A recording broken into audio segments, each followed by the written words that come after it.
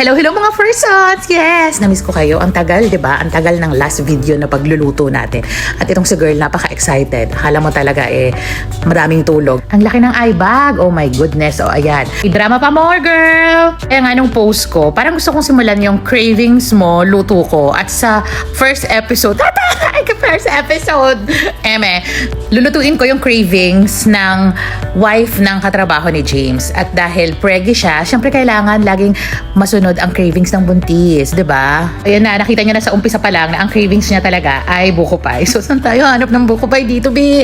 So, wala tayong mahanap na buko pie. Kaya, tumawag yung husband niya at tinanong kung kaya ko daw magluto ng buko pie. At syempre, bilang bida-bida ang first... bida-bida. O sige, sabi ko, sige, gagawin ko siya ng buko pie. Bumili ka ng buko at mga ingredients, tapos gagawin natin. O akong gumawa ng crust niya at ang hirap na hirap akong gumawa. Sarang hirap na hirap. O, filingera, diba? Pag filingera, ayan, sige, gawin mo yan, B.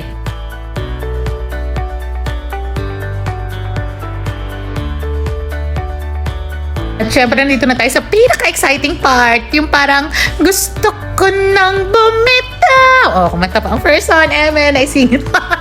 Feeling talaga. O, wag na kayo magtanong ng recipe ng dough. I-chat GPT nyo lang at saka hanapin nyo sa YouTube. Tapos yan, nagawa ko na yung dough, nilagay ko lang sa ref. Habang nasa ref yung dough natin, gawin na natin yung filling.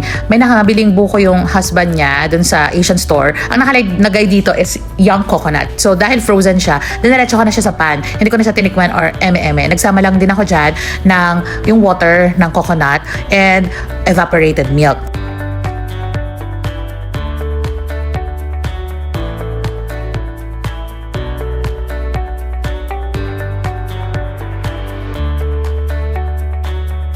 Tapos, sinamahan ko ng isang blokeng asukal. Char. Kasi buo-buo. Okay, tapos sabi ko parang kulang. Kailangan natin ng condense. So, sinamahan na natin ng kondensada ito. Yung ingredients ng filling, dinagdagan ko lang siya. So, itong condense, dapat wala to. Pero para mas masarap at mas matamis, yung nakaka-diabetes. Char, hindi. Para mas matamis lang. Kasi parang iba yung texture ng buko. Nagtataka na ako sa pagkakataong ito. Tapos, naglagay lang ako ng vanilla.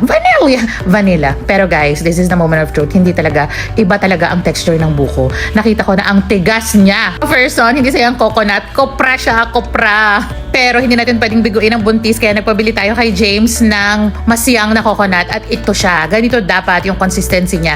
So, naglagay lang ako ng slurry. Ganon din yung ginawa ko kagaya ng umpisa. Tapos, pinalamig ko lang yan. Tapos, nung malamig na, ilagay na natin siya dun sa ating pie crust.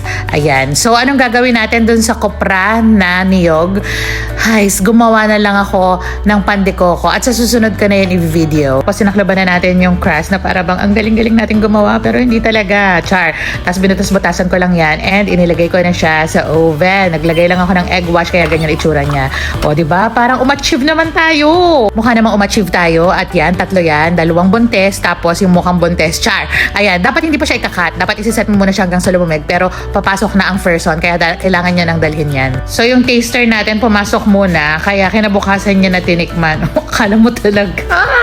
Titikim lang siya. Akala mo ay, nako talaga. Ang ating OA na taster. Akala niya fried chicken.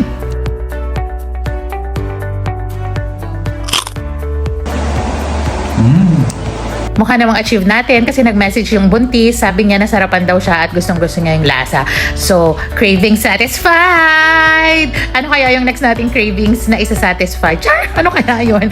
So, ayan. Creamy naman daw sabi ng ating OA na taster and masarap. Kaya, gawa ka na rin. Go!